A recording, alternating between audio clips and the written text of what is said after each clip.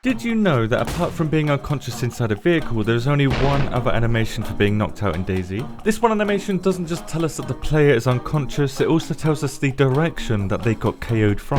When shot at any distance, this KO animation will always play in the direction of the opposite direction that the shot came from. This means that the legs of the unconscious player will always point towards where the shooter KO'd them from. Now, due to how animations work in DayZ, there are only 4 directions that dictate animation direction, which means that the legs may not point exactly towards the shooter, but certainly within 90 degrees of them. This will also work if the player that is unconscious dies, because the death animation while knocked out will also point the legs in the same direction, with this also working with players that are on ladders, players that are handcuffed, and players that are either standing or crouched. However, if the receiving player of unconsciousness is in the prone animation, a shooter's direction cannot be determined as you will flop over onto your back. Nor can it be determined with a landmine, because the landmine's direction is where the damage is coming from, or going unconscious from walking with a broken leg caused by a shooter, you will just flop onto your back still. This leg pointing technique also works if you are the person being made unconscious, because when you wake up you are facing the opposite direction of the shooter. So the next time you come across a KO'd squaddy, you will know the direction the shooter is based on where the legs are pointing, even if they die while they're knocked out, or if you're KO'd, the direction your legs are pointing when you wake up is also where the shooter is positioned.